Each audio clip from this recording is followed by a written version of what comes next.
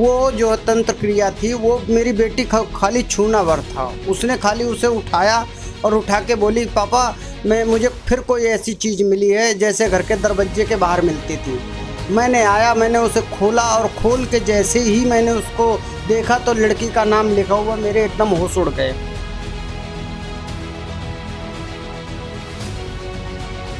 फिर लोग बागों को मैंने दिखाया, लोग बागों ने कहा कि एक काम करो, इसको जला दो। जैसे ही मैंने जलाया तैसे मेरे बच्ची के एक में 7, एक में 3 और हाथ में पैरों में 3 और दूसरे पैर में 2, यानी 15 निशान आए। उसे मैं अस्पताल लेके जब तक गया तब तक उसने रास्ते में दम तोड़ दिया। और जब मैं स्वामी दयानंद अस्पताल में डॉक्टरों से कहा, मैंने इस लड़की के नीचे 8 लाख रुपए लगाए हैं इलाज के लिए, मुझे ये तो पता लगे कि ये लड़की ख़त्म हुई तो हुई कैसे। एम्स के डॉक्टरों ने भी ये कह दिया था इसके बीमारी कुछ नहीं, उसके मुंह से इतना इतना ब्लड निकलता था, खून, जैसे किसी ने मार दिया हो, किसी ने जहर दे दिया हो। ब्लैकमेल करती है जी, सब चीज़ मेरा ख़त्म कर दिया, प्रॉपर्टी वगैरह, काफ़ी पैसा वगैरह भी काफ़ी चला गया, तो मैं बहुत परेशान हूँ। सुनिए जी ऐसा है, उसको पहले बताइए, क्या उस पे फोटो तस्वीर वगैरह आपके पास है? हाँ जी, फोटो तस्वीर है मेरे पास। बस ठीक है, काम हो जाएगा। ऐसे तांत्रिकों को, ऐसे को सिर्फ फांसी के अलावा और कुछ ना करें, ऐसे को सिर्फ फांसी दी जाए।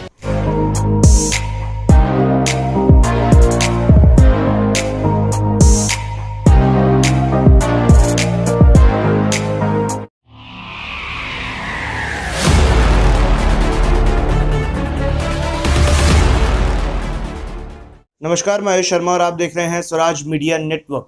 इस वक्त हम मौजूद हैं उत्तर प्रदेश के लोनी इलाके में। क्या आप लोग जादू टोना, तंत्र विद्या जैसी चीज़ों पर विश्वास रखते हैं? अगर आपका जवाब है नहीं तो इस वीडियो को अंत तक ज़रूर देखिएगा, क्योंकि कुछ समय पहले तक इन चीज़ों पर मैं भी विश्वास नहीं रखता था, परंतु आज जिस कहानी से हम आप लोगों को रूबरू कराने वाले हैं वो दिल दहला देने वाली है कि कैसे सैकड़ों किलोमीटर दूर बैठा एक हैवानी तांत्रिक एक मासूम 17 साल की बच्ची के साथ इस प्रकार से दरिंदगी कर सकता है कि उस लड़की की तड़प तड़प कर मृत्यु हो जाती है। क्या कुछ है पूरा मामला, उस पर बात करने के लिए इस वक्त उस मृतक लड़की के पिता हमारे साथ मौजूद है। उनके पास चलते हैं और जो भी पूरी कहानी हुई थी और आखिर उस लड़की की जो सनसनीखेज मृत्यु हुई उसका क्या कारण था वो जानते हैं। इस वक्त उस लड़की के पिताजी हमारे साथ मौजूद हैं जिनकी बेटी के साथ उस तांत्रिक ने हैवानियत की थी। सर, क्या नाम है आपका? मेरा नाम कमल किशोर शर्मा है।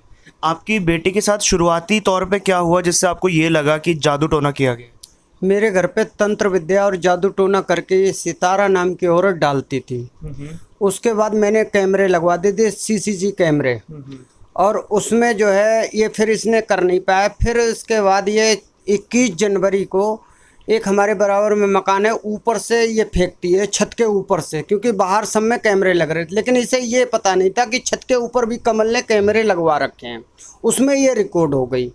वो जो तंत्र क्रिया थी वो मेरी बेटी खाली छूना भर था। उसने खाली उसे उठाया और उठा के बोली, पापा मुझे फिर कोई ऐसी चीज़ मिली है जैसे घर के दरवाजे के बाहर मिलती थी। मैंने आया, मैंने उसे खोला और खोल के जैसे ही मैंने उसको देखा तो लड़की का नाम लिखा हुआ, मेरे एकदम होश उड़ गए। फिर लोग बागों को मैंने दिखाया, लोग बागों ने कहा कि एक काम करो, इसको जला दो। जैसे ही मैंने जलाया तैसे मेरे बच्ची के एक में 7, एक में 3 और हाथ में पैरों में 3 और दूसरे पैर में 2, यानी 15 निशान आए। और बृहस्पति वाले दिन की ये बात है, 21 जनवरी की, और 4 फरवरी को मेरी बेटी 15 दिन के अंदर अंदर ही ख़त्म हो गई। शाम को 6:30 बजे। तो जो ये टोटके वाली चीज़ जब आपने जलाई, आपकी बेटी की तबीयत बिगड़ने लगी, हाँ। तो क्या फिर पानी डाल के बुझाने की कोशिश की? अगला कदम क्या था? पानी एकदम तुरंत हमने पानी डाल के बुझाया और लड़की एकदम बेहोश हो गई। अच्छा। उसके बाद 15 दिन तक ठीक रही, लेकिन 4 फरवरी को शाम को 6:30 बजे सितारा नाम की महिला मेरे घर आती है और वो पीर बाबा के नाम से लड्डू का प्रसाद मेरी लड़की को खवाती है और खवा के वो चली जाती है। हम लोग सब जने बगल वाले में हमारी फैक्ट्री है थी और उसी में मैं काम कर रहा था सब लोग, अपने बच्चों के साथ लेके, और इधर वो लड़की वो चाय नाश्ता बना रही थी, खाना पीना बना रही थी, उसको वो प्रसाद दे के चली गई मेरे। उसके बाद में उसके बराबर में ही उसकी छोटी बहन खड़ी थी, उसने कहा आंटी मुझे भी लड्डू दे दो, कि एक ही लड्डू था जो सोना के लिए था। तो हमने कोई बात नहीं, करीबन उसके 2 से ढाई घंटे बाद उसको एक उल्टी आई और पेट में कही पापा मेरे आग सी लग रही है। तो मैंने कहा बेटा कोई बात नहीं, मैं अभी डॉक्टर के पास ले चल रहा हूँ।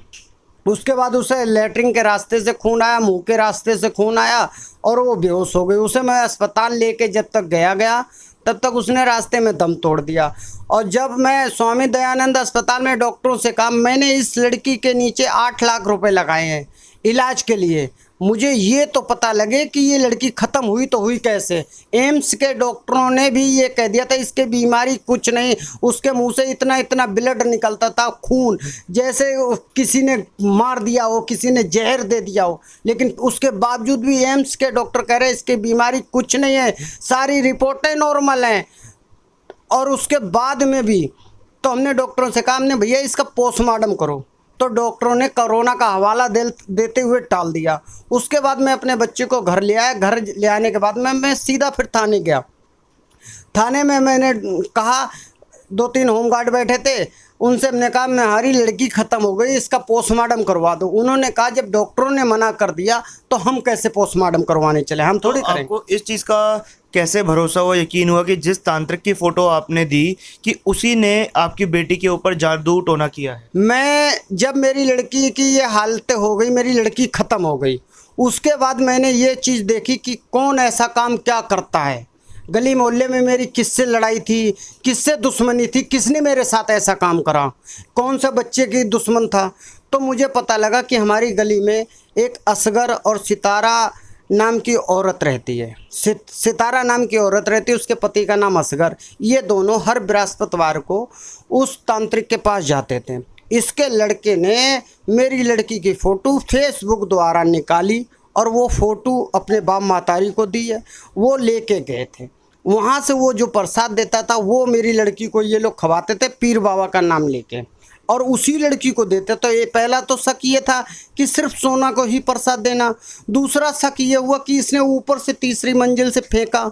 तीसरा शक ये हुआ कि हर बृहस्पतिवार को मौलाना हलाल तांत्रिक से वो मिलने जाती थी 3 बजे 4 बजे।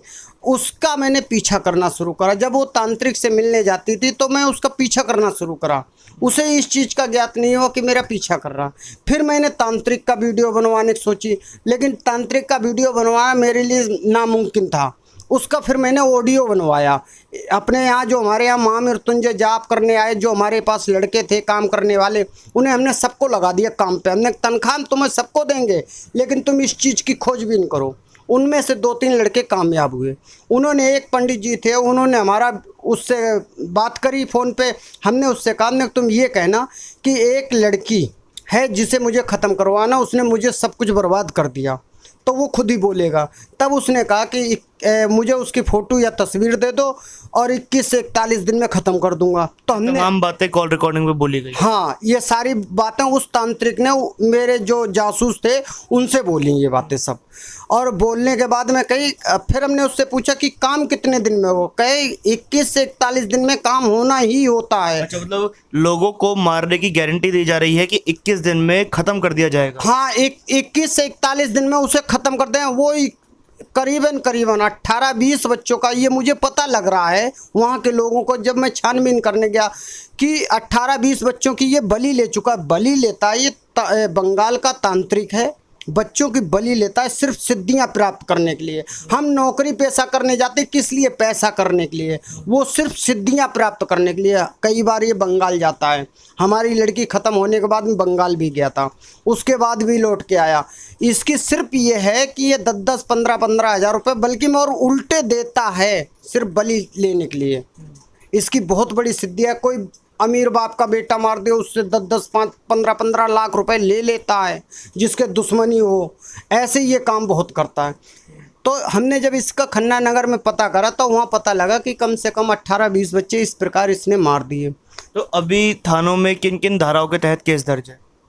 थानाओं में पहले तो धाराएं कोई थी नहीं, पहले कोई लगाई नहीं। 1,70,000 रुपये दे के तांत्रिक छोड़ देता है।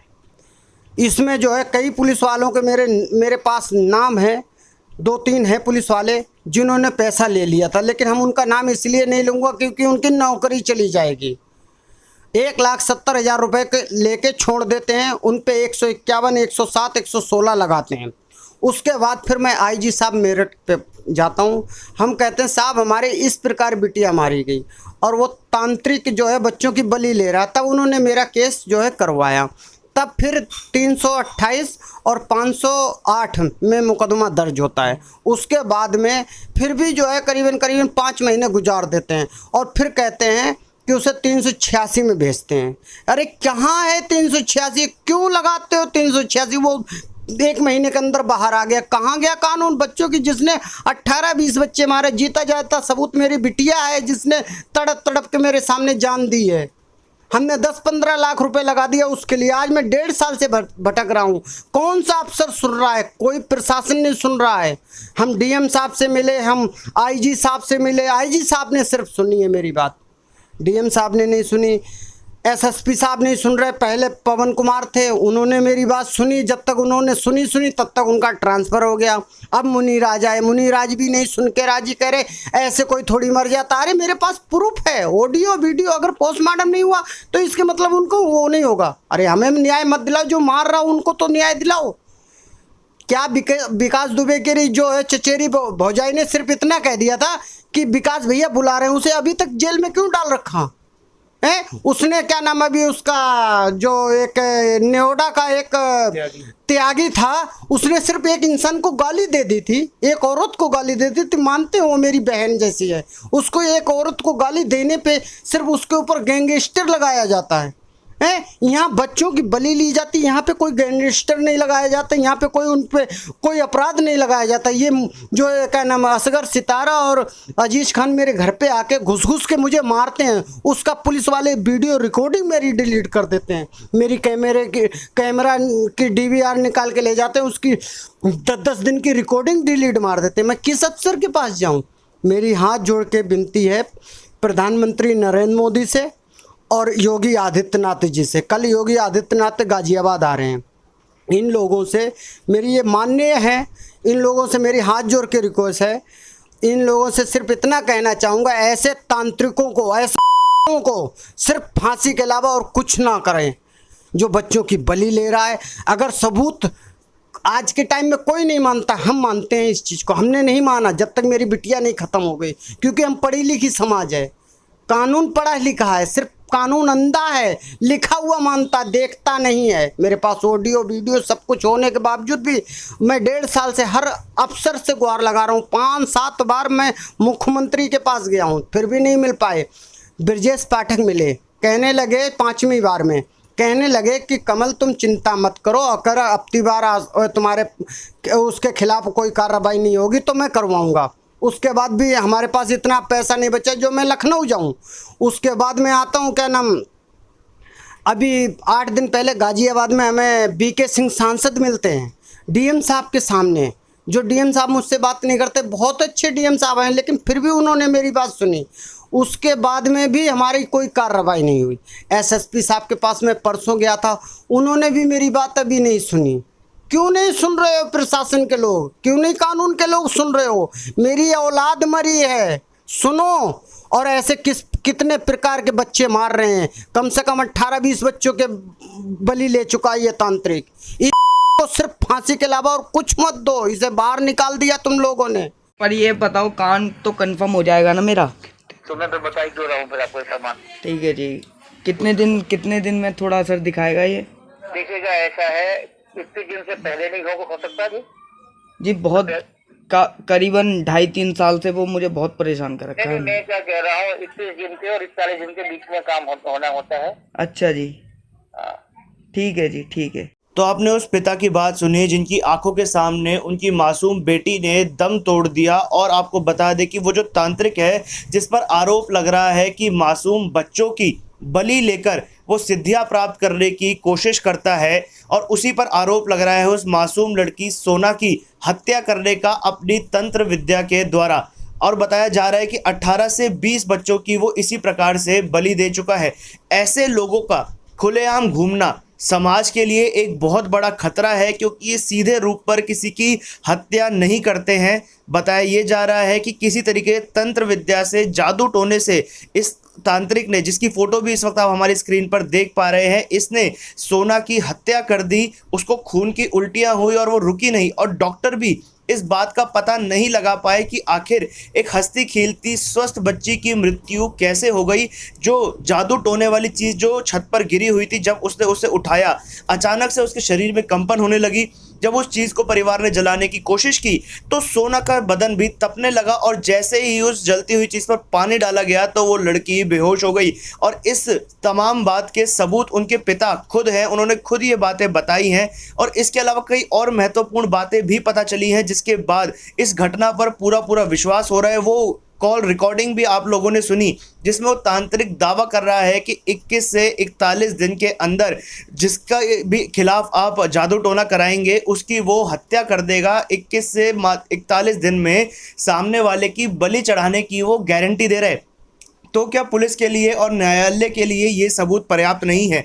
आखिर अभी तक सख्त कार्रवाई क्यों नहीं की जा रही, और ऐसे वैश्य दरिंदे को सलाखों के पीछे क्यों नहीं डाला जा रहा? आखिर उत्तर प्रदेश का प्रशासन और उत्तर प्रदेश की पुलिस किस चीज़ का इंतजार कर रही है? क्या जैसे पहले तमाम मौतें होती हुई आई हैं, ऐसी चीज़ों के कारण क्या और मौतें होने का इंतजार इस वक्त उत्तर प्रदेश की पुलिस और उत्तर प्रदेश का प्रशासन कर रहा है? हमारी यही गुहार है उत्तर प्रदेश के मुख्यमंत्री माननीय श्री योगी आदित्यनाथ जी से कि इस मामले का संज्ञान आप खुद लीजिए, और ऐसे जो भी लोग तंत्र विद्या के चलते गैर कानूनी काम कर रहे हैं उनको जल्द से जल्द सलाखों के पीछे डालिए। मैं चाहूंगा कि इस वीडियो को आप लोग तमाम सोशल मीडिया प्लेटफॉर्म्स पर शेयर करके गाजियाबाद के आला पुलिस अधिकारियों को और खुद मुख्यमंत्री योगी आदित्यनाथ जी को भी टैग करिए, ताकि उनके संज्ञान में भी ये मामला जल्द से जल्द पहुंच सके और उस परिवार को इंसाफ मिल सके जिन्होंने अपनी मात्र 17 साल की बेटी को उस वहशी दरिंदे तांत्रिक के हाथों खो दिया। कैमरा पर्सन ज्ञानेंद्र के साथ मैं आयुष शर्मा, और आप देख रहे थे स्वराज मीडिया नेटवर्क।